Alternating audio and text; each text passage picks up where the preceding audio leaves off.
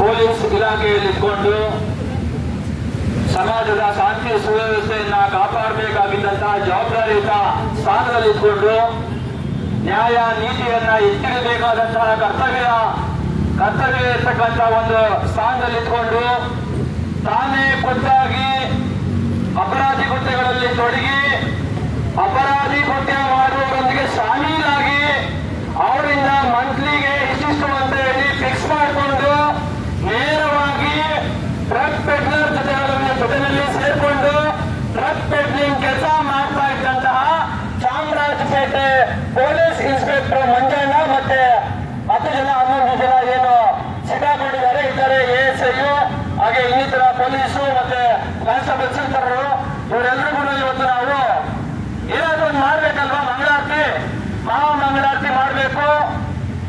ಇವತ್ತು ಸಮಾಜದಲ್ಲಿ ಈ ತರದ್ದು ಅನ್ಯಾಯ ಮಾಡೋದು, ಅಕ್ರಮ ಮಾಡೋದು, ಭ್ರಷ್ಟಾಚಾರ ಮಾಡೋದು, ಮೋಸ ಮಾಡೋದು ಒಂದು ರೀತಿಯಲ್ಲಿ ಸರಿಯಾದ ರೀತಿಯಲ್ಲಿ ಏನಿದೆ ಅಪರಾಧ ಅಲ್ಲ, ಇದೆಲ್ಲ ನಾರ್ಮಲ್ ಆಗಿ ನಡೆಯುವಂಥದ್ದು ಮಾಡ್ಕೊಂಡು ಹೋಗುವಂಥದ್ದು ಅನ್ನೋ ರೀತಿಯಲ್ಲಿ ನಡೀತಾ ಇರೋ ಸಂದರ್ಭದಲ್ಲಿ ನಾವು ಏನಾದ್ರೂ ಮಾಡ್ಬೇಕಲ್ವಾ? ಈ ತರಕ್ಕೆ ಮೋಸ ಮಾಡೋರ್ಗೆ, ಕರ್ತನ ಮಾಡೋರ್ಗೆ, ಅನ್ಯಾಯ ಮಾಡೋರ್ಗೆ, ತಮ್ಮ ಅಧಿಕಾರವನ್ನು ದುರುಪಯೋಗ ಪಡಿಸಿಕೊಂಡು ಜನರಿಗೆ ಮೋಸ ಮಾಡ್ತಾ ಇರುವಂತವ್ರಿಗೆ ಕನಿಷ್ಠ ಒಂದು ಮರ್ಯಾದೆ ತೆಗೆಯೋದಾದ್ರೂ ಬೇಡವಾ ಅಂತ ಹೇಳಿ ನಾವು ಕರ್ನಾಟಕ ಸಮಿತಿ ಪಕ್ಷದ ವತಿಯಿಂದ ವಿನೂತನವಾದಂತಹ ಕಾರ್ಯಕ್ರಮಗಳನ್ನ, ಪ್ರತಿಭಟನೆಗಳನ್ನ, ಏನು ಸನ್ಮಾನ ಕಾರ್ಯಕ್ರಮಗಳನ್ನ, ಈ ತರದನ್ನ ಮತ್ತು ಕಚೇರಿಗೆ ಲೇಟ್ ಕೊಡೋರಿಗೆ ಹೂವು ಕೊಟ್ಟು ಸ್ವಾಗತಿಸುವಂತದನ್ನ ನಾವು ಮಾಡ್ಕೊಂಡು ಬಂದಿದ್ದೀವಿ.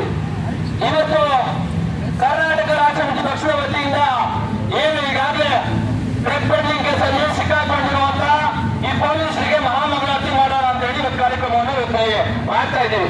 ನಾನು ನಿಮ್ಗೆ ಮೊದಲನೇದಾಗಿ ಬಹಳ ಸ್ಪಷ್ಟಪಡಿಸ್ತೀನಿ, ನಾವು ಇವತ್ತು ಮಾಡ್ತಾ ಇರುವಂತಹ ಪ್ರತಿಭಟನೆ ಪೊಲೀಸ್ ಇಲಾಖೆಯ ವಿರುದ್ಧ ಅಲ್ಲ. ನಾವು ಪ್ರತಿ ಸಾರಿನೂ ಹೇಳ್ತಾ ಇದ್ದೀವಿ, ಕರ್ನಾಟಕ ರಾಜ್ಯ ಸಮಿತಿ ಪಕ್ಷದವರು ಯಾಕೆ ಯಾವಾಗಲೂ ನೀವು ಪೊಲೀಸರಿಂದ ಬೀಳ್ತೀರಾ ಅಂತ ಹೇಳಿ ಜನ ಕೇಳ್ತಾ ಇರ್ತಾರೆ. ಹಾಗೂ ತಮ್ಮ ಏನು ಡಿಸಿಪ್ಲಿನ್ ಅನ್ನು ಮೀರಿಯೂ ಕೆಲವೊಬ್ಬರು ಪೊಲೀಸರು ನಮ್ಮ ಪಕ್ಷದ ಪೇಜ್ಗಳಿಗೆ ಬಂದು ಕಾನ್ಸ್ಟೇಬಲ್ಗಳು ಅಂತವರು ಕಾಮೆಂಟ್ ಕೂಡ ಮಾಡ್ತಾರೆ. ಸೊ ನಾನು ಅವರೆಲ್ಲರಿಗೂ ಹೇಳೋದೇನು ಅಂತಂದ್ರೆ, ನಾವು ಕರ್ನಾಟಕ ರಾಜ್ಯ ಸಮಿತಿ ಪಕ್ಷದವರು ಯಾವತ್ತೂ ಪೊಲೀಸರ ವಿರುದ್ಧ ಇಲ್ಲ. ನಾವು ಇವತ್ತು ಭ್ರಷ್ಟಾಚಾರದ ವಿರುದ್ಧ ಹೋರಾಟ ಮಾಡ್ತಾ ಇರುವಂತದ್ದು. ಈ ದೇಶ, ಈ ನಾಡನ್ನ ಉಳಿಸ್ಕೋಬೇಕು ಅಂತಂದ್ರೆ, ಈ ದೇಶ, ಈ ನಾಡು ಮುಂದಿನ ತಲೆಮಾರಿಗೆ ಉಳಿಬೇಕಂತಂದ್ರೆ ಭ್ರಷ್ಟಾಚಾರ ನಿಲ್ಲಬೇಕು, ಲಂಚಕ್ಕೆ ಕಡಿವಾಣ ಬೀಳ್ಬೇಕು. ಅದು ಆಗಿಲ್ಲ ಅಂತ ಅಂದ್ರೆ ಈ ದೇಶಕ್ಕೆ, ಈ ಸಮಾಜಕ್ಕೆ ಭವಿಷ್ಯ ಇಲ್ಲ ಇರೋದನ್ನ ಅರ್ಥ ಮಾಡಿಕೊಂಡು ನಾವು ಇವತ್ತು ಭ್ರಷ್ಟಾಚಾರ ಮತ್ತೆ ಲಂಚ ಕುಳಿತನದಲ್ಲಿ ತೊಡಗಿರುವಂತವರ ವಿರುದ್ಧವಾಗಿ KRS ಪಕ್ಷ ಹೋರಾಟ ಮಾಡ್ತಾ ಇದ್ದೇವೆ. ಪೊಲೀಸ್ ಇಲಾಖೆ ಅಥವಾ ಸರ್ಕಾರಿ ಕಚೇರಿ, ಸರ್ಕಾರಿ ಅಧಿಕಾರಿಗಳು ಮತ್ತು ನೌಕರರ ವಿರುದ್ಧ ಅಲ್ಲ ಅನ್ನೋದನ್ನ ಮೊದಲು ಜನತೆ ಅರ್ಥ ಮಾಡ್ಕೋಬೇಕು. ಹಾಗೆ ನಮ್ಮ ಮೇಲೆ ಆರೋಪ ಮಾಡುವಂತಹ ಪೊಲೀಸರು ಮತ್ತು ಸರ್ಕಾರಿ ಅಧಿಕಾರಿಗಳು ಇವತ್ತು ಅರ್ಥ ಮಾಡ್ಕೋಬೇಕು. ಆದ್ರೆ ಈ ತರಕ್ಕೆ ಮಾಡಬಾರ್ದನ್ನ ಮಾಡಿ ಈಗ ಪೊಲೀಸ್ ವಿಚಾರಕ್ಕೆ ಬರೋಣ, ಪೊಲೀಸ್ ಇಲಾಖೆಗೆ ಬರೋಣ. ಪೊಲೀಸ್ ಇಲಾಖೆಯಲ್ಲಿ ಒಳ್ಳೆಯವರು ಇದ್ದಾರೆ, ಕೆಟ್ಟವರು ಇದ್ದಾರೆ. ಪೊಲೀಸ್ ಇಲಾಖೆ ಇರೋದ್ರಿಂದಲೇ ನಾವೆಲ್ಲರೂ ಇವತ್ತು ಶಾಂತಿಯಿಂದ, ನೆಮ್ಮದಿಯಿಂದ ಬದುಕೋದಿಕ್ಕೆ ಸಾಧ್ಯ ಆಗಿರುವಂತದ್ದು. ಮತ್ತೆ ಇವತ್ತೇನು ಅಪರಾಧಗಳು ಕಾಣ್ತಾ ಇದ್ದಾವೆ, ಇವತ್ತೇನು ಅಪರಾಧಿ ಪ್ರಕರಣಗಳು ಬೆಳಕಿಗೆ ಬರ್ತದೆಯಲ್ಲ ಎಚ್ಚರಬೇಕಾದಂತಹ ಪೊಲೀಸರು, ಇಡೀ ಸಮಾಜದ ರಕ್ಷಣೆ ಮಾಡಬೇಕಾದಂತಹ ಪೊಲೀಸರು, ಯಾರಿಗೂ ಏನಾದ್ರೂ ಅನ್ಯಾಯ ಆದಾಗ, ದೋಷ ಆದಾಗ, ಸಮಸ್ಯೆ ಆದಾಗ ನ್ಯಾಯ ಕೊಡಿಸಬೇಕಾಗಿರುವಂತಹ ಪೊಲೀಸರೇ ಈ ರೀತಿಯಾಗಿ ಅನ್ನ ತಿನ್ನುವ ಕೆಲಸವನ್ನ ಮಾಡೋದಕ್ಕೆ ಮುಂದಾದ್ರೆ ಏನ್ ಮಾಡ್ಬೇಕು? ನೋಡ್ಕೊಂಡು ಸುಮ್ಮನಿರ್ಬೇಕಾ? ನೋಡ್ಕೊಂಡು ಇವರು ಮಾಡೋದನ್ನ ಮಾಡ್ಕೊಂಡು ಹೋಗ್ಲಿಂದ ಬಿಟ್ಟರೆ ಈ ಸಮಾಜ ಉಳಿಯುತ್ತಾ, ಈ ನಾಡು ಉಳಿಯುತ್ತಾ, ಈ ದೇಶ ಉಳಿಯುತ್ತಾ? ಹಾಗಾಗಿ ನಾವು ಏನು ಇವತ್ತು ಸಮಾಜಘಾತಕ ಚಟುವಟಿಕೆಗಳಲ್ಲಿ ತೊಡಗಿರುವಂತಹ ಅಧಿಕಾರಿಗಳು ಬಹಳ ಮುಖ್ಯವಾಗಿ ಭ್ರಷ್ಟಾಚಾರ ಒಂದೇ. ಭ್ರಷ್ಟಾಚಾರ ನಿಜಕ್ಕೂ ಇವತ್ತು ಭಯೋತ್ಪಾದನೆಗಿಂತ ದೊಡ್ಡದಾಗಿರುವಂತಹ ವಿಚಾರ ಭ್ರಷ್ಟಾಚಾರ. ಇಂತಹ ಭ್ರಷ್ಟಾಚಾರದಲ್ಲಿ ತೊಡಗಿರುವಂತಹ ಪೊಲೀಸರಾಗಿರ್ಲಿ, ಅಧಿಕಾರಿಗಳಾಗಿರ್ಲಿ, ಇನ್ನೊಬ್ಬರಾಗಿರ್ಲಿ, ರಾಜಕಾರಣಿಗಳಾಗಿರ್ಲಿ, ಅವರನ್ನ ಸಹಿಸಿಕೊಳ್ಳುವಂತಹ ಪ್ರಶ್ನೆಯೇ ಇಲ್ಲ.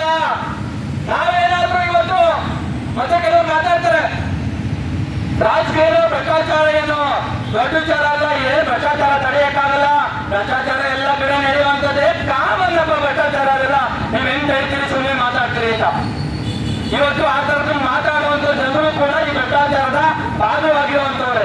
ಇವತ್ತು ನಾವು ನೋಡ್ತಾ ಇದ್ದೀವಿ ನೇಪಾಳದಲ್ಲಿ ಏನಾಗ್ತಾ ಇದೆ, ಏನ್ ನಡೀತಾ ಇದೆ, ಬಾಂಗ್ಲಾದೇಶದಲ್ಲಿ ಏನ್ ನಡೀತು, ಶ್ರೀಲಂಕಾದಲ್ಲಿ ಏನ್ ನಡೀತು, ಯಾಕೆ ಜನ ದಂಗೆ ಇಟ್ರು, ಯಾಕೆ ಜನ ನಮ್ಮಂತ ಯುವಕರಲ್ಲ ಬೀದಿಗೆ ಹೋರಾಟವನ್ನ ಮಾಡಿದ್ರು, ಎದುರುಗಡೆ ಗುಂಡಾಡ್ತಾ ಇದ್ದಾರೆ, ಗುಂಡುಡ್ತಾ ಇದ್ದಾರೆ, ನಮ್ಮ ಸಹಚರರು ಸಾಯ್ತಾ ಇದ್ದಾರೆ ಅನ್ನೋದು ಪರಿಜ್ಞಾನ ಇಲ್ಲದೆ ಜನ ಯಾಕೆ ಯುವಕರು ನುಗ್ಗಿದ್ರು, ಮುಖ್ಯವಾಗಿ ಬೇಕಾಗಿದ್ದನ್ನ ಪಡ್ಕೊಳ್ಳೋದಕ್ಕೆ ಮುಂದಾದ್ರು. ಯಾಕೆ ಯೋಚನೆ ಮಾಡ್ಬೇಕಲ್ಲ ಯಾಕೆ ಅಂತ. ಅಲ್ಲೂ ಕೂಡ ಇಂಥದ್ದೇ ಭ್ರಷ್ಟಾಚಾರ, ಇಂಥದ್ದೇ ದುರಾಡಳಿತ, ರಾಜಕಾರಣಿಗಳ ಸ್ವಾರ್ಥ, ಮೊದಲ ಪಕ್ಷಪಾತ, ನೆಪೋಟಿಸಮ್, ಕುಟುಂಬ ರಾಜಕಾರಣ, ಇವೆಲ್ಲ ಕಾರಣಕ್ಕಾಗಿ ಜನ ಇವತ್ತು ಅಲ್ಲಿ ದಂಗೆ ಎತ್ತಿ ಇವತ್ತು ತಮಗೆ ಬೇಕಾಗಿದ್ದನ್ನ ಪಡ್ಕೊಳ್ಳೋ ನಿಟ್ಟಿನಲ್ಲಿ ಇವತ್ತು ಹೋರಾಟವನ್ನು ಮಾಡ್ತಾ ಇದ್ದಾರೆ. ಅದಕ್ಕೆ ಪರ್ಯಾಯವಾಗಿ ಆದ್ರೆ ನಮಗಾಗ್ತಿರುವಂತಹ ಎಲ್ಲ ಅನ್ಯಾಯಗಳು ಗೊತ್ತಿತ್ತು. ಅದಕ್ಕೆ ಪರ್ಯಾಯವಾಗಿ ಇವತ್ತು ಭಾರತ ದೇಶದಲ್ಲಿ ಒಂದು ವ್ಯವಸ್ಥಿತವಾಗಿ, ಶಾಂತಿಯುತವಾಗಿ, ಅಹಿಂಸಾತ್ಮಕವಾಗಿ ಮಹಾತ್ಮ ಗಾಂಧೀಜಿ ಅವರ ದಾರಿಯಲ್ಲಿ ನಡೆಯುತ್ತಾ ಇವತ್ತು ಇಂಥದ್ದನ್ನೆಲ್ಲ ಖಂಡಿಸ್ತಾ ಪ್ರಶ್ನೆ ಮಾಡ್ತಾ ಹೋರಾಟ ಮಾಡ್ತಾ ಇದ್ರೆ ಅದು ಕರ್ನಾಟಕ ರಾಷ್ಟ್ರ ಸಮಿತಿ ಪಕ್ಷ ಮಾತ್ರ. ಇವತ್ತು ಕೆಆರ್ಎಸ್ ಪಕ್ಷ ಅಂತ ಕೆಲಸವನ್ನ ಮಾಡ್ತಾ ಇದೆ. ನಮ್ಮ ಭಾರತ ದೇಶದ ಕೀರ್ತಿಗೆ ಹೋರಾಟಗಳು ಈ ತರದಿರಬೇಕು. ನಮ್ಮ ಪರಂಪರೆ ಇರುವಂತದ್ದೇ ಹೀಗೆ. ಭಾರತ ದೇಶದಲ್ಲಿ ನಾವು ಏನು ನೇಪಾಳದಲ್ಲಿ ನಡೀತು, ಬಾಂಗ್ಲಾದೇಶದಲ್ಲಿ ನಡೀತು, ಶ್ರೀಲಂಕಾದಲ್ಲಿ ನಡೀತು, ಕನ್ಯಾದಾರ ಜನಾಂಗೀಯ ದೋಷಗಳ ಕಾರಣಕ್ಕಾಗಿ ಬೇರೆ ಬೇರೆ ದೇಶಗಳಲ್ಲಿ ಏನೆಲ್ಲ ದಂಗೆಗಳು ನಡೆದಿದ್ದಾವೆ, ಕ್ರಾಂತಿಗಳ ಪ್ರಯತ್ನಗಳಾಗಿದ್ದಾವೆ. ನಾವು ಆ ರೀತಿ ಮಾಡಬಾರ್ದು. ನಾವು ಶಾಂತಿಯುತವಾಗಿ ನಮ್ಗೆ ಆಗ್ತಾ ಇರ್ತಕ್ಕಂಥ ಅನ್ಯಾಯವನ್ನ, ದೌರ್ಜನ್ಯವನ್ನ, ಶೋಷಣೆಯನ್ನ ಪ್ರಶ್ನೆ ಮಾಡ್ತಾ ಹೋರಾಟ ಮಾಡ್ಬೇಕಂತ ಹೇಳಿ ಕರ್ನಾಟಕ ಸಮಿತಿ ಪಕ್ಷ ಹೋರಾಟ ಮಾಡ್ತಾ ಇದೆ. ಇವತ್ತು ಪೊಲೀಸ್ ಇಲಾಖೆಯಲ್ಲಿ ನಾವು ಆಗಲೇ ಹೇಳಿದಾಗೆ ಬಹಳಷ್ಟು ಜನರು ಒಳ್ಳೆ ಪೊಲೀಸರು ಇದ್ದಾರೆ, ಕೆಟ್ಟ ಪೊಲೀಸರು ಇದ್ದಾರೆ.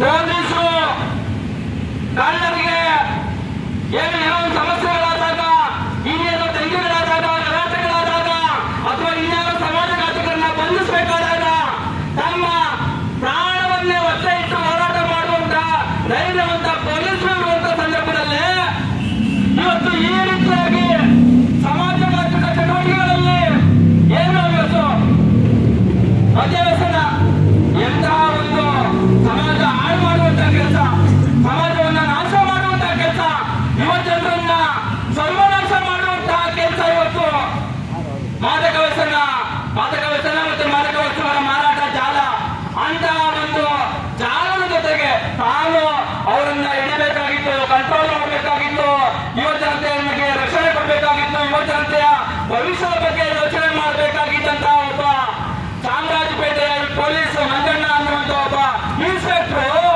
ತಾನೇ ಅವರು ಕೊಡುವಂತ ಪೊಲೀಸ್ಗೆ ಇವನ ಹೆಂಡತಿ ಮಕ್ಕಳಿಗೆ ಈ ಮಂಜಣ್ಣ ಪೊಲೀಸ್ ಇನ್ಸ್ಪೆಕ್ಟರ್ ಯಾರಿದ್ದಾರೆ ಅವನು ತನ್ನ ಹೆಂಡತಿ ಮಕ್ಕಳಿಗೆ ತನ್ನ ಬೆವರಿನ ಹಣದಲ್ಲಿ ಬೇಕಾಗಿದ್ದನ್ನ ಕೊಡ್ಸೋದಕ್ಕೆ ತಾಕತ್ತಿರುವಂತಹ ಒಬ್ಬ ನಾಮರ್ದ ಇವತ್ತು ಹೋಗಿ ಇಡೀ ಯುವ ಜನರ ಭವಿಷ್ಯವನ್ನ ಹಾಳು ಮಾಡುವಂತ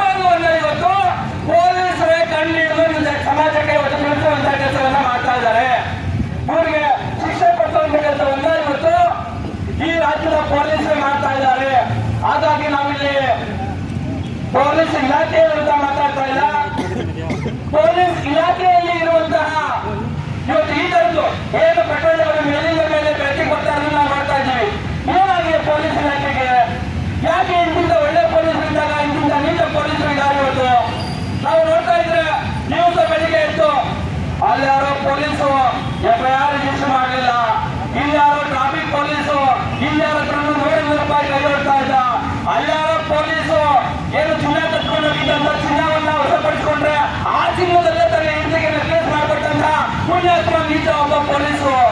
ಈಗೆಲ್ಲ ಈ ನೀಚರು ಯೋಗ್ಯರಿಗೆ ದುಡ್ಡು ಸಿಗೋ ಬೇಡ. ಇವರು ಕಳ್ಳ ಮಕ್ಕಳು, ಗದಿಯ ಮಕ್ಕಳು, ಇವರು ನಟೋರಿಯಸ್. ಇವರ ಚರಿತ್ರೆಯಲ್ಲಿ ಇವರ ಪೊಲೀಸು ಏನು ಪೊಲೀಸ್ ಕೆಲಸ ಮಾಡುವ ಇತಿಹಾಸದಲ್ಲಿ ಇವರು ನಟೋರಿಯಸ್ ಅಂತ ಹೇಳಿ ಅಂತವ್ರನ್ನ ತೆಗೆದುಕೊಂಡು ಹೋಗಿ ಅಲ್ಲಿ ಅವರು ಪೊಲೀಸ್ ತರಬೇತಿ ಶಾಲೆಗಳಿಗೆ ಪಾಠ ಮಾಡೋ ಅಲ್ಲಿರೋ ಅಂತ ಹೇಳಿ ನೇಮಕಾತಿ ಮಾಡಿದ್ರೆ ಈ ಪೊಲೀಸ್ ಇಲಾಖೆಯಲ್ಲಿ ಪಾಠ ಮಾಡ್ತಾ ಇರುವಂತಹ ಪೊಲೀಸರು ಅಲ್ಲಿ ಬರುವಂತ ಪ್ರಶಿಕ್ಷಣಾರ್ಥಿಗಳು ಏನಿದ್ದಾರೆ, ಸ್ಟೂಡೆಂಟ್ಸ್ ಏನಿದ್ದಾರೆ, ಆ ಸ್ಟೂಡೆಂಟ್ಸ್ ಹತ್ರ ಲಂಚ ವಸೂಲಿ ಮಾಡ್ತಾರಂತೆ ಪಾಪಿಗಳು. ಮೊನ್ನೆ ಐಮಂಗಲ, ಚಿತ್ರದುರ್ಗದ ಐಮಂಗಲದಲ್ಲಿ, ಹಾಗೆ ಇಲ್ಲಿ ಬೆಂಗಳೂರಿನಲ್ಲಿ ಯಾವುದೋ ಒಂದು ಈ ಪೊಲೀಸ್ ತರಬೇತಿ ಶಿಬಿರಗಳಂತಹ ಪೊಲೀಸರು ಆ ಹೊಸದಾಗಿ ಪೊಲೀಸ್ಗೆ ನೇಮಕಾತಿಯಾಗಿ ಬಂದಿರುವಂತವ್ರ ಹತ್ರ 500, 1000, 2000 ರೂಪಾಯಿನ ವಸೂಲಿ ಮಾಡ್ತಾ ಇದ್ರಂತೆ. ಪೊಲೀಸರಿಗೆ ಯಾವ ರೀತಿಯ ತರಬೇತಿ ಸಿಗ್ತಾ ಇದೆ ಅಂತ ಹೇಳಿ ನಾವು ಇನ್ನು ಅರ್ಥ ಮಾಡ್ಕೋಬೇಕು. ಅಂದ್ರೆ ಎಂತೆಂತ ಪೊಲೀಸ್ ಇದ್ದಾರೆ, ಜನರಿಗೆ ಯಾಕೆ ಇವತ್ತು ಪೊಲೀಸರ ಮೇಲೆ ಆಕ್ರೋಶ? ಜನ ಏನು ಸುಮ್ಮನೆ ಸುಮ್ಮನೆ ಪೊಲೀಸರನ್ನ ಬೈತಾರ? ಹೋಗಿ ಜನರಿಗೆ ಹುಚ್ಚ ಪೊಲೀಸರು ಬಯೋದಕ್ಕೆ ಜನ ಯಾಕೆ ಇವತ್ತು ಪೊಲೀಸರನ್ನ ಬೈತಾ ಇದ್ದಾರೆ ಅನ್ನೋದನ್ನ ಜನ ಇವತ್ತು ಅರ್ಥ ಮಾಡ್ಕೋಬೇಕು. ಸೊ ಈ ರೀತಿಯಾಗಿ ನಾವು ಎಷ್ಟು ಜನ ಪೊಲೀಸರು ಅಂತ ಹೋರಾಟ ಮಾಡೋದು? ಎಲ್ಲರೂ ತಮಗೆ ಅಧಿಕಾರ ಇದ್ದಾಗ ಬಡವರ ಕಸರತ್ತು ನೋಡಲ್ಲ, ದೀನದಲ್ಲಿದ್ರು ನೋಡಲ್ಲ, ಅವ್ರ ಹತ್ರ ಧ್ವನಿ ಇದೆಯಾ ಇಲ್ವೋ ನೋಡಲ್ಲ, ಅವ್ರ ಹತ್ರ ದುಡ್ಡು ಇದೆಯಾ ಇಲ್ವೋ ನೋಡಲ್ಲ, ನಾಲ್ಕೂರಲ್ಲಿ ಅವ್ರ ಹತ್ರ ಎಷ್ಟಿದೆಯೋ ಚಿಕಿತ್ಕೊಂಡು ಉಳಿಸ್ಕೊಂಡು ಕಳಿಸ್ಕೊಳ್ಬೇಕು ಅಂತ ಹೇಳಿ ನ್ಯಾಯ ನೀತಿ ನೋಡಲ್ಲ. ದುಡ್ಡು ಕೊಟ್ಟವರಿಗೆ ನ್ಯಾಯ ಮಾಡುವಂತ ಕೆಲಸವನ್ನ ಪೊಲೀಸರು ಮಾಡ್ಕೊಂಡಿರ್ತಾರೆ. ಸಿಕ್ಕಾಕೊಂಡಾಗ ಮಾತ್ರ ಬಹಳ ಸಾಧ್ಯಗಳು, ಸಿಕ್ಕಾಕೊಳ್ಳೋ ತನಕ ಮಾತ್ರ ನಟೋರಿಯಸ್ಗಳು, ಸಿಕ್ಕಾಕೊಂಡ್ರೆ ಮಾತ್ರ ನಾವು ಸಾಧ್ಯಗಳು ಅನ್ನೋ ರೀತಿಯಲ್ಲಿ ಇವತ್ತು ಪೊಲೀಸರು ವರ್ತನೆ ಮಾಡ್ತಾ ಇದ್ದಾರೆ. ಮೊನ್ನೆ ನೋಡಿದ್ವಿ ಅನ್ಕೊಂಡೇಶ್ವರ ಪೊಲೀಸು ಆದ್ರೆ ಯಾವುದೋ ಎಲ್ಲ ಸಿವಿಲ್ ಕೆಲಸಗಳೇ ರಾಜುಗಳು ಎಷ್ಟು ದುಡ್ಡು ಬೇಕು, ಎಷ್ಟು ಹಣ ಬೇಕು, ನಮ್ಮ ಜೊತೆಗೆ ಇದ್ದಾರೆ ಎಷ್ಟೊಂದು ಜನ ಪೊಲೀಸರು. ಇಲ್ಲೇ ಹುಳ ಬರ್ತಾರೆ ಇದ್ದಾರೆ, ನೂರಾರು ಜನ ಬರ್ತಾರೆ, ಒಂದೊಂದ್ಸರಿ ಸಾವಿರಾರು ಜನ ಬರ್ತಾರೆ ಪೊಲೀಸರು. ಬೆಳಗ್ಗೆ ಸಂಕಟವಾಗಿರ್ತಾರೆ, ಯಾರು ದುಡ್ಕೊಂಡು ಕೆಲಸ ಮಾಡ್ತಾರೆ, ತಮ್ಮ ದುಡಿಮೆಯ ಬೆವರಿನ ದುಡ್ಡಿಗೆ ಬರುವಂತ ಸಂಬಳದಲ್ಲಿ ಪೊಲೀಸರು ಬರ್ತಾ ಇದ್ದಾರೆ. ಮಾದೇವಸ್ವಾಮಿ ಇನ್ಕ್ಲೂಡಿಂಗ್ ಮಾದೇವಸ್ವಾಮಿ ಅವ್ರನ್ನ ಸೇರಿದಂಗೆ ಬಹಳಷ್ಟು ಜನ ಇವತ್ತು ಅಂತ ಕೆಲಸವನ್ನ ಮಾಡ್ತಾ ಇರುವಂತ ಜನರನ್ನ ನಾವು ನೋಡ್ತಾ ಇದ್ದೀವಿ ಪೊಲೀಸ್ ಇಲಾಖೆಯಲ್ಲಿ.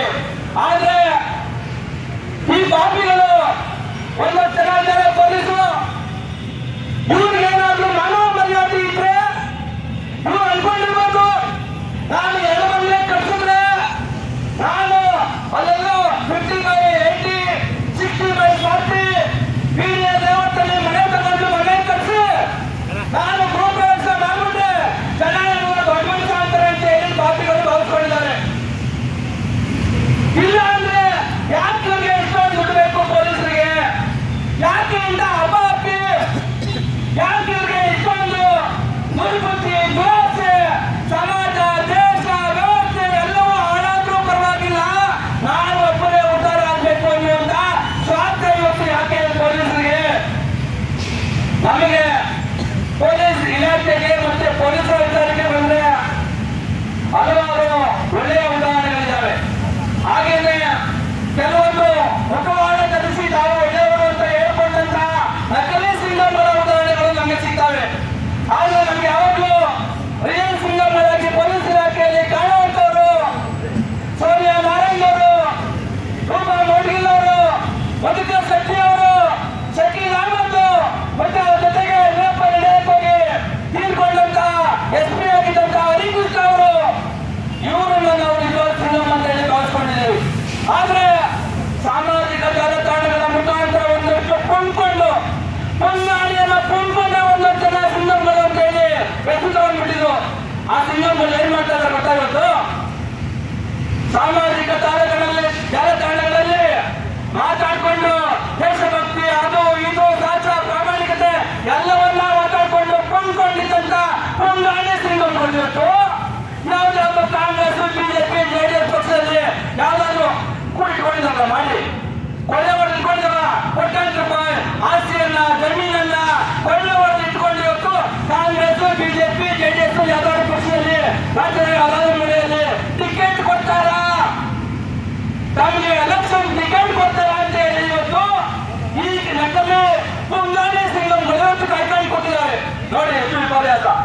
ಎಂಥ ಸಿಂಗಂಗಳು ದೇಶಕ್ಕಾಗಿ ಜನರಿಗಾಗಿ ಹೋರಾಟ ಮಾಡಿ ಪ್ರಾಣ ಕೊಟ್ಟಂತ ಸಿಂಗಂಗಳು ಇಲ್ಲಿ ತಮ್ಮ ಹಿತಾಸಕ್ತಿಗಾಗಿ ತಮ್ಮ ಬೆಳೆಯನ್ನ ಬೆಳೆಸ್ಕೊಳ್ಳೋದಕ್ಕೆ ಸುಳ್ಳು ಪಳ್ಳು ಇನ್ನೊಂದು ಏನೋ ಕುಣ್ಕೊಂಡು ಸಿಂಗಂಗಳು ಅಂತ ಹೇಳ್ಕೊಂಡು ಕೋಟ್ಯಾಂತರ ರೂಪಾಯಿ ಆಸ್ತಿ ಮಾಡಿ ಇವತ್ತು ಈ ದೇಶವನ್ನ ಈ ಸಮಾಜವನ್ನ ಆಳಗೆಡುವುದಕ್ಕೆ ನಿಂತಿರುವಂತಹ ಭ್ರಷ್ಟ ರಾಜಕೀಯ ಪಕ್ಷಗಳಲ್ಲಿ ಟಿಕೆಟ್ ಕೊಟ್ಟರೆ ನಿಂತು ಗೆದ್ದು ನಾವು ರಾಜಕಾರಣಿ ಹಾಕ್ಬಿಡೋಣ ಅಂತ ಹೇಳಿ ಯೋಚನೆ ಮಾಡ್ತಾ ಇರುವಂತಹ ಸಿಂಗಂಗಳು ಇವತ್ತು ಒಂದು ಕಡೆಯಲ್ಲಿ ಎಂತ ಪರಿಸ್ಥಿತಿಯಲ್ಲಿ ನಾವು ಓದ್ತಿದ್ದೀವಿ.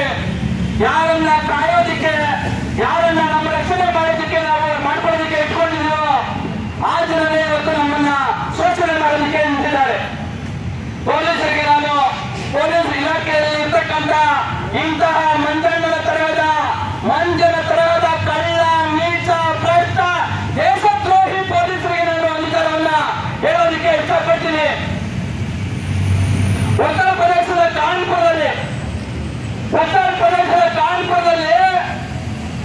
2020ರಲ್ಲಿ ಒಬ್ಬ ವಿಕಾಸ್ ದುಬೆ ಅಂತ ಮಾಫಿಯಾ ಕಿಂಗು ವಿಕಾಸ್ ದುಬೆ ಅಂತ ಮಾಫಿಯಾ ಮಾಡಿಕೊಂಡು ಹೆಸರು ಮಾಡಿಕೊಂಡು ರಾಜಕಾರಣಿಗಳನ್ನು ಸೇರ್ಕೊಂಡು ಎಲ್ಲ ರಾಜಕಾರಣಿಗಳ ಪ್ರಭಾವವನ್ನು ಬೆಳೆಸಿಕೊಂಡು ಅಧಿಕಾರವನ್ನು ಬೆಳೆಸಿಕೊಂಡು ಮಾತನ್ನ ಮಾಡಿಕೊಂಡು ನಡ್ಕೊಂಡು ಇದ್ದಂತಹ ಒಬ್ಬ ದಂಧೆಕೋರ ಕಿಂಗ್ ಪಿನ್ ಮಾಫಿಯಾ ಜೊತೆ ಆ ವಿಕಾಸ್ ದುಬೆ ಅನ್ನೋನು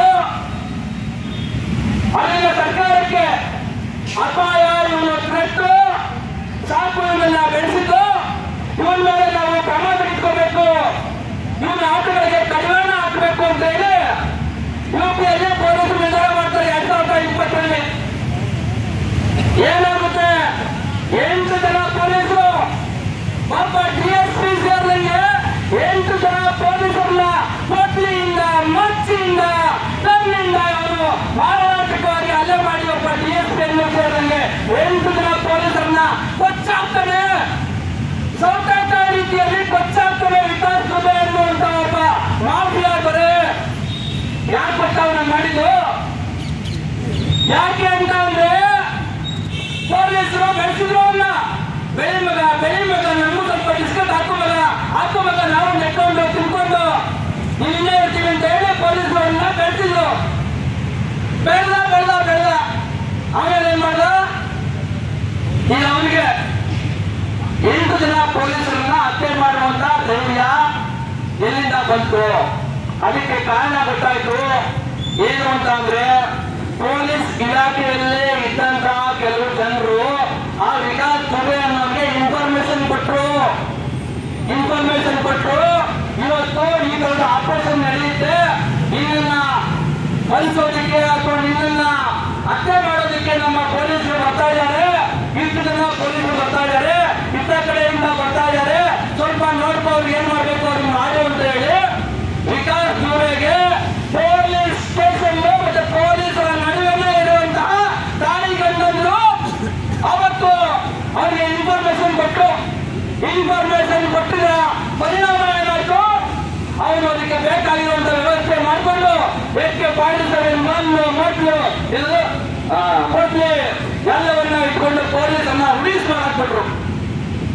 ಇವತ್ತು ಅನ್ನ ತಿಂದೆ ಈ ತರ ಅಲ್ಪಟ್ ಕೆಲಸ ಏನಾದ್ರು ಪೊಲೀಸರು ಮಾಡ್ತಾ ಇದ್ರೆ ಯಾವನ್ನಾದ್ರೂ ಅರ್ಥ ಮಾಡ್ಕೋಬೇಕು. ನಿಮ್ಮ ಬಾಳು ಹಂಗೆ ಆಗುತ್ತೆ, ನಿಮ್ಮ ಬದುಕು ಹಂಗೆ ಆಗುತ್ತೆ. ನೀವು ಯಾರಾದ್ರೂ ಸಮಾಜಘಾತುಕರನ್ನ, ಅನ್ಯಾಯ ಮಾಡೋರನ್ನ, ಇನ್ನೊಬ್ಬರನ್ನ ಮೋಸ ಮಾಡೋರನ್ನ, ಆರೋಪಿಗಳನ್ನ, ಅಪರಾಧಿಗಳನ್ನ ನೀವು ಬೆಂಬಲಿಸ್ತಾ ಇದ್ರೆ ಅವರು ಸಮಾಜಕ್ಕೆ ಮಾಡುವಂತಹ ದ್ರೋಹವನ್ನ ನಿಮಗೂ ಮಾಡ್ತಾರೆ, ನಾಳೆ ನಿಮ್ಮ ಕುಟುಂಬದವ್ರಿಗೂ ಮಾಡ್ತಾರೆ. ಇದನ್ನ ಪೊಲೀಸರು ಅರ್ಥ ಮಾಡ್ಕೋಬೇಕು. ಹಾಗೆ ಈ ಪ್ರಕರಣದಲ್ಲಿ ಏನಿವತ್ತು ನಾವು ಇದನ್ನು ಹಾರ ಹಾಕಬೇಕು, ಮಹಾಮಂಗಳಾರತಿಯನ್ನ ಮಾಡಬೇಕು. ಮಹಾಮಂಗಳಾರತಿಗೆ ನಾವೇನು ನೋಡ್ತಾ ಇಟ್ಕೊಂಡಿದ್ವಿ 11 ಗಂಟೆಗೆ ಸರಿಯಾಗಿ ಆರತಿ ಎತ್ತಿರೋ ಮಂಜನ್ಗೆ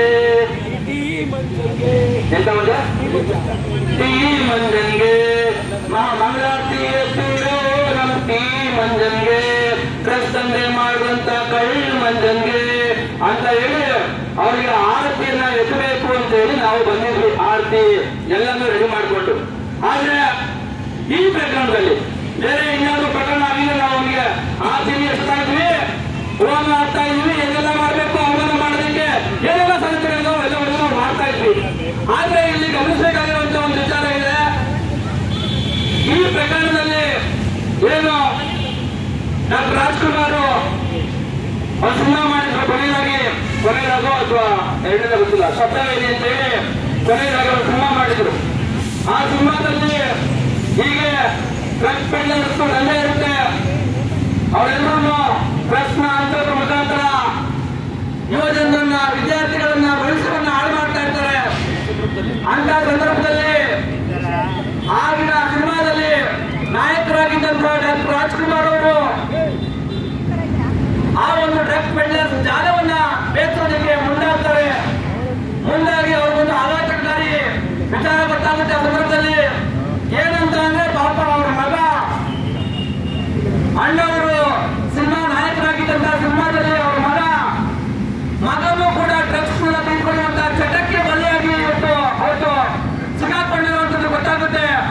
ಆ ಸಂದರ್ಭದಲ್ಲಿ ಅಣ್ಣವರು ಡಾಕ್ಟರ್ ರಾಜ್ಕುಮಾರ್ ಅವರು ಯಾವ ರೀತಿಯಾಗಿ ಇಡೀ ಒಂದು ಡ್ರಗ್ಸಾರವನ್ನ ಬೆಳೆಸ್ತಾರೆ, ಹೋರಾಟ ಮಾಡ್ತಾರೆ, ರಿಯಲ್ ಹೀರೋ ರೀತಿಯಲ್ಲಿ, ರಿಯಲ್ ಸಿನಿಮಾದ ರೀತಿಯಲ್ಲಿ ನಮಗೆ ಆ ಸಿನಿಮಾದಲ್ಲಿ ನೋಡೋದಕ್ಕೆ ತೋರಿಸಿದ್ದಾರೆ. ಆ ರೀತಿಯಾಗಿ ಇವತ್ತು ಬೆಂಗಳೂರಿನಲ್ಲೂ ಕೂಡ ಒಂದಷ್ಟು ಜನ ಇನ್ನೇನು ಪ್ರಾಮಾಣಿಕವಾಗಿರುವಂತಹ ಪೊಲೀಸರು, ಒಂದಷ್ಟು ಜನ ಅಲ್ಲ, ಬಹಳಷ್ಟು ಜನ ಪೊಲೀಸರು ಪ್ರಾಮಾಣಿಕವಾಗಿ ಇದ್ದಾರೆ. ಇವತ್ತು ಶಬ್ದವೇದಿ ಪಿಕ್ಚರ್ ಅಲ್ಲಿ ಡಾಕ್ಟರ್ ರಾಜ್ಕುಮಾರ್ ಪೊಲೀಸ್ ಆಗಿ ಹೋರಾಟ ಮಾಡಿ ಏನು ಒಂದು ಡ್ರಗ್ಸ್ ದಂಧೆ ಜಾಲವನ್ನ ಬೆಳೆಸ್ತಾರೆ. ಆ ರೀತಿಯಾಗಿ ಇವತ್ತು ಬೆಂಗಳೂರಿನ ಪೊಲೀಸರು, ಬೆಂಗಳೂರಿನ ಕಮಿಷನರ್ ಪೊಲೀಸರನ್ನು ಕೆಲಸ ಮಾಡುವಂತಹ ಕೆಲವೊಂದಿಷ್ಟು ಜನರು, ಇನ್ಕ್ಲೂಡಿಂಗ್ ಡಿಸಿಪಿ ಗಿರೀಶ್, ಹಾಗೆ ಎಸಿಪಿ ಭರತ್ ರೆಡ್ಡಿ, ಎಸಿಪಿ ಚಂದನ್, ರಮೇಶ್, ಇವರೆಲ್ಲರೂ ಸೇರಿಕೊಂಡು ಇವತ್ತು ಏನು ಸಮಾಜಕ್ಕೆ ಮಾರಕವಾಗಿದ್ದಂತಹ ಮಾದಕ ವಸ್ತುಗಳ ಜಾಲ ಇತ್ತು ಅದನ್ನ ಬೇಯಿಸಿದ್ದಾರೆ. ಕೇವಲ ಅದನ್ನ ಆಚೆಗೆ ತಂದು ನೋಡಿ ನಾವು ಕಳ್ಳರನ್ನ, ಡ್ರಗ್ ಪೆಡ್ಲರ್ಸನ್ನ ಹಿಡಿದಿದ್ದೀವಿ ಅಂತ ಅವರು ಹೇಳಿಲ್ಲ. ತಮ್ಮ ಇಲಾಖೆಯವರೇ, ತಮ್ಮ ಇಲಾಖೆಯ ಹಿರಿಯ ಪೊಲೀಸ್ ಅಧಿಕಾರಿಗಳು ಅದರಲ್ಲಿ ಶಾಮೀಲಾಗಿದ್ರು ಕೂಡ ಆಮೇಲೆ ನಮಗೆ ಈಗ ಪೊಲೀಸರೇ ಪ್ರಕರಣವನ್ನ ಮಹಿಳೆಗೆ ನಮ್ಗೆ ಗೊತ್ತಾಗಿದೆ, ಪೊಲೀಸರು ಇದು ಮಾಡಿದ್ರು ಅಂತ. ಆದ್ರೆ ಅದು ಪೊಲೀಸರಿಗೆ ಕೆಲಸ ಮಾಡಿದ್ದಾರೆ ಅಂತ. ಆದ್ರೆ ಈ ಪೊಲೀಸ್ ಇಲಾಖೆಯವರಿಗೆ ಈ ಪ್ರಕರಣವನ್ನ ಮುಚ್ಚಾಕೊಳ್ಳೋದಕ್ಕೆ ಅವಕಾಶಗಳು ಎಂತಾದ್ರೂ ಕೂಡ ಇಲ್ಲ. ಈ ಸಮಾಜಕ್ಕೆ ಒಳ್ಳೆಯದಾಗಬೇಕು ಅಂತ ಹೇಳಿ ಬಹುಶಃ ಅವರು ಶಬ್ದವಾಗಿ ಸಿನಿಮಾ ನೋಡಿದ್ರಲ್ಲ, ಆ ಸಿನಿಮಾದ ಅಣ್ಣವರ ಸ್ಫೂರ್ತಿಯಲ್ಲಿ ಇಲ್ಲ, ನಾವು ಇದನ್ನ ಹಿಡಿಬೇಕು, ಬೆಳೆಸಬೇಕು ಅಂತ ಹೇಳಿ ಅವರು ಯಾರು ಆ ದಂಡೇತನಲ್ಲಿ ತೊಡಗಿದ್ದಂತಹ ಹಿರಿಯ ಪೊಲೀಸ್ ಅಧಿಕಾರಿ ಮಂಜಣ್ಣ ಸೇರಿದಂಗೆ 10 ಜನರನ್ನ ಆ ಪ್ರಕರಣದಲ್ಲಿ ದಾಖಲೆ ಸಮೇತ ಹಿಡಿದು ಅವರನ್ನ ಸಸ್ಪೆಂಡ್ ಮಾಡಿದ್ದಾರೆ. ಆದ್ರೆ ನಾವು ಅವರನ್ನ ಸಂದರ್ಭದಲ್ಲಿ ಅಪ್ರಿಶಿಯೇಟ್ ಮಾಡ್ತೀವಿ. ಯಾರೆಲ್ಲರೂ ಇಂಥ ದುಷ್ಟ ಪೊಲೀಸರು ಸಿಕ್ಕಾಕೊಳ್ಳೋದಕ್ಕೆ ಕಾರಣಕರ್ತರಾಗಿರುವಂತಹ ಪ್ರಾಮಾಣಿಕ ಪೊಲೀಸರನ್ನ ನಾವು ಈ ಸಂದರ್ಭದಲ್ಲಿ ಕರ್ನಾಟಕ ರಾಷ್ಟ್ರ ಸಮಿತಿ ಪಕ್ಷ ಅವರನ್ನ ಅಪ್ರಿಶಿಯೇಟ್ ಮಾಡುತ್ತೆ, ಅಭಿನಂದಿಸುತ್ತೆ. ಒಂಥರ ಜೋರ ಕರ್ಕೊಂಡ್ಬಿಡ್ರಿ. ಈ ಧರ್ಮದಿಂದ ಮತ್ತೆ ಅವರ ಸಹಕಾರ ಸೃಷ್ಟಿ ಮಾಡೋದಕ್ಕೆ ಕಾರಣಕರ್ತರಾದಂತಹ, ಪ್ರಾಮಾಣಿಕವಾಗಿ ಇನ್ವೆಸ್ಟಿಗೇಷನ್ ಮಾಡಿ ಅವರನ್ನ ಬಂಧಿಸಿದಂತಹ ಕರ್ನಾಟಕದ ದಕ್ಷ ಪೊಲೀಸರಿಗೆ ಮತ್ತೊಮ್ಮೆ ಜೋರಾಗಿ ತಪ್ಪಡಬೇಕು.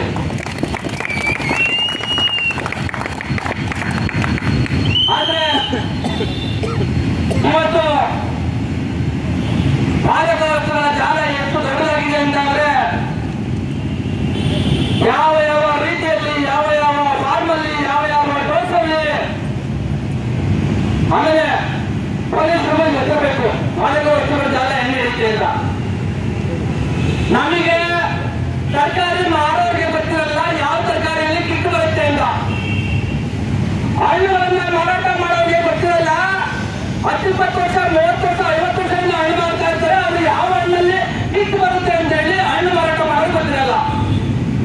ಔಷಧಿ ಅಂಗಡಿ, ನಮ್ದೊಂದು ಔಷಧಿ ಅಂಗಡಿ ಇದೆ. ನಾನು ಫಾರ್ಮಸಿಸ್ಟು, ನಾನು ಡಿ ಫಾರ್ಮಸಿಯನ್ನು ಓದ್ಕೊಂಡು ಒಂದು ಮೆಡಿಕಲ್ ಶಾಪ್ ನಡೆಸ್ತಾ ಇದ್ದೀವಿ. ನಮ್ಮ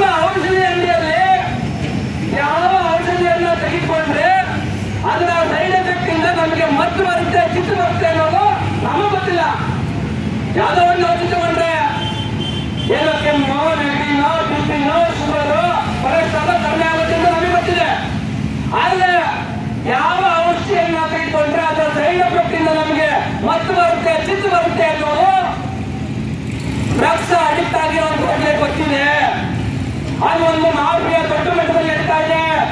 ನಾನು ಹೇಳಿದ್ನಲ್ಲ, ನಮಗೆ ಗೊತ್ತಾಗಲ್ಲ. ನಾವು ಅಂಗಡಿಯಲ್ಲಿ ಮಾತ್ರೆ ಕೊಡ್ತಾ ಇರ್ತೀವಿ. ಯಾವ ಬರ್ತಾನೆ ಮಾತ್ರೆ ತಗೊಂಡ, ಸರಿ ಒಂದು ಸ್ವಲ್ಪ ಕೊಟ್ವಿ ಅವನಿಗೆ, ಇನ್ನೊಂದು ದಿವಸ ಬಂದ ಮಾತ್ರೆ ಕೇಳಿದ, ಸರಿ ಏನೋ ಅಂತ ಕೊಟ್ವಿ, ನಾಳೆ ದಿವಸ ಬಂದ ಹಿಂಗ್ ಮಾಡ್ಕೊಂಡ್ಬಿಡ್ತಾನೆ. ನಾನು ಒಬ್ಬ ಎಥಿಕಲ್ ಫಾರ್ಮಸಿಸ್ಟ್ ಆಗಿ, ನಾನು ಒಂದು ಏನು ಫಾರ್ಮಸಿಸ್ಟ್ಗಳ ನಮ್ಮ ವೃತ್ತಿಯ ಒಂದು ವೃತ್ತಿಧರ್ಮವನ್ನು ಕಾಪಾಡಿಕೊಳ್ಳುವಂತವರಾಗಿ ನಾನು ಅವ್ರನ್ನ ಅಬ್ಸರ್ವ್ ಮಾಡಿದ್ರೆ ಗೊತ್ತಾಗುತ್ತೆ, ಏನಾದ್ರನ್ನ ಮಿಸ್ಯೂಸ್ ಮಾಡ್ತಾ ಇದ್ದಾನೆ, ದುರ್ಬಳಕೆ ಮಾಡ್ಕೊತಾ ಇದ್ದಾನೆ. ಹಾಗಾಗಿ ಇವನ್ನ ವಿಚಾರಿಸಬೇಕು, ನಾನು ನಿಮಗೆ ಕೊಡಬಾರ್ದು ಅಂತ ಹೇಳಿ ಡಿಸೈಡ್ ಮಾಡಬೇಕು ಅಂತ ಹೇಳಿ ಫಾರ್ಮಸಿಸ್ಟ್ಗಳೇ ಇರುವಂತಹ ಮೆಡಿಕಲ್ ಶಾಪ್ಗಳಲ್ಲಿ ಗೊತ್ತಾಗುತ್ತೆ. ಆದ್ರೆ ಇವತ್ತು ಬಹುತೇಕ ಎಲ್ಲ ಸರ್ಕಾರಿ ಅಲ್ಲ, ಎಲ್ಲ ಮೆಡಿಕಲ್ ಶಾಪ್ಗಳು, ಎಲ್ಲ ಔಷಧಿ ಅಂಗಡಿಗಳು ಇವತ್ತು ಸರ್ಕಾರಿ ಅಂಗಡಿಗಿಲ್ಲ ಕಡೆಯಾಗಿ ಇವತ್ತು ಅಂಗಡಿಗಳು ನಡೆಸ್ತಾ ಇದ್ದಾರೆ. ಅಲ್ಲಿ ಒಬ್ರು ಕ್ವಾಲಿಫೈಡ್ ಪರ್ಸನ್ಗಳಿರಲ್ಲ, ತಿಳುವಳಿಕೆ ಇರೋ ಜನರು ಇರಲ್ಲ. ಯಾರಿಗೆ ಬೇಕಾದ್ರೂ ಮೆಡಿಸಿನ್ ಕೊಡೋದು, ಎಷ್ಟು ಬೇಕಾದ್ರೂ ಕೊಡೋದು. ಏನಾಗುತ್ತೆ ನೋಡಿ, ಯಾಕೆ ಕೊನೆಗೆ ಎಲ್ಲಿಗೆ ಬಂದಿದೆ ಇದು ಅಂತಂದ್ರೆ, ಎಲ್ಲರೂ ಅನ್ಯಾಯ ಮಾಡ್ಕೊಂಡೆ ಬರ್ತಾ ಇದ್ರೆ ಏನಾಗುತ್ತೆ ಅಂದ್ರೆ ಸಮಾಜ ಎಲ್ಲಿಗೆ ಬಂದಿದೆ ನೋಡಿ. ಡಾಕ್ಟರ್ಗಳು ಇವತ್ತು ಈಗ ಏನಾದ್ರು ಸಣ್ಣ ಸಮಸ್ಯೆ ಅಂತ ಕಚೇರಿಗೆ ಹೋದ್ರೆ, ಆಸ್ಪತ್ರೆಗೆ ಹೋದ್ರೆ ಒಂದು 2 ಲಕ್ಷ 3 ಲಕ್ಷ ಬಿಲ್ ಮಾಡ್ಬಿಟ್ಟು ಸುಮ್ಮನೆ ಮಾಡೋಣ ಅಂತ ನೋಡ್ತಾ ಇದ್ದಾರೆ. ಡಾಕ್ಟರ್ಗಳು ಅದನ್ನು ನೋಡ್ತಾರೆ. ಪೊಲೀಸ್ ಸ್ಟೇಷನ್ ಪೊಲೀಸ್ ಹತ್ರ ಹೋದ್ರೆ ಪೊಲೀಸರು ಎಷ್ಟು ಸುಲಿಬೋದು ಅಂತ ನೋಡ್ತಾರೆ. ಅಧಿಕಾರಿಗಳು ಅದನ್ನೇ ನೋಡ್ತಾರೆ, ರಾಜಕಾರಣಿಗಳು ಅದನ್ನೇ ನೋಡ್ತಾರೆ. ಎಲ್ಲರೂ ಅಂತ ಹಣದ ಹಿಂದೆ ಬಿಟ್ಟರೆ ಸಮಾಜ ಯಾವ ಹಂತಕ್ಕೆ ತಲುಪುತ್ತೆ ಅನ್ನೋದನ್ನ ನೀವು ಅರ್ಥ ಮಾಡ್ಕೋಬೇಕು. ಇವತ್ತು ಯಾಕೆ ನಾನು ಮೆಡಿಕಲ್ ಶಾಪು ಈ ಡ್ರಗ್ಸ್ ವಿಚಾರ ಹೇಳಿದೆ ಅಂದ್ರೆ, ಇವ್ರದೇನು ಪ್ರಕರಣ ಇದೆಯಲ್ಲ, ಈ ಮಂಜಣ್ಣ ಪ್ರಕರಣ, ಈ ಪ್ರಕರಣದಲ್ಲಿ ಆಕ್ಚುಲಿ ಇವನಿಗೆ ಈ ಮಂಜ ಹೇಳಿದ್ದಾನೆ, ಕಳಮಂಜ, ಇವನನ್ನ ಒತ್ತು FIR ಹಾಕಿ ಕ್ರಿಮಿನಲ್ ಕೇಸ್ ಹಾಕಿ ಇವನನ್ನ ಒತ್ತು ಒಳಗಡೆ ಹಾಕ್ಬೇಕಾಗಿತ್ತು.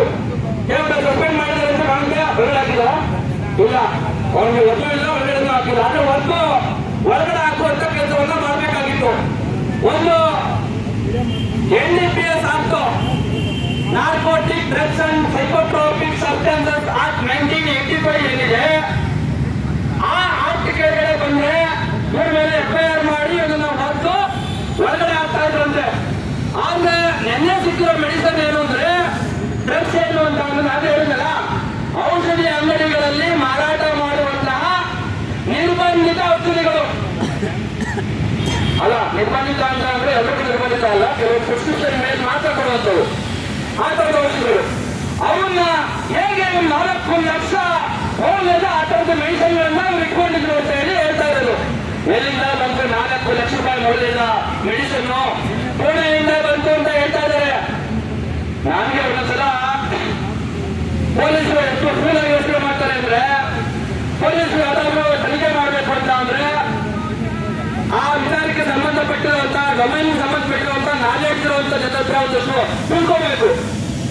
ಎಲ್ಲಾ ಮೆಡಿಸಿನ್ಸ್ ಪುಣೆಯಿಂದಲೇ ಬರೋದು, ಎಲ್ಲಾ ಮೆಡಿಸಿನ್ಸ್ ಗುಜರಾತಿಂದಲೇ ಬರೋದು, ಎಲ್ಲಾ ಮೆಡಿಸಿನ್ಸ್ ಹಿಮಾಚಲ ಪ್ರದೇಶದಲ್ಲೇ ಬರೋದು.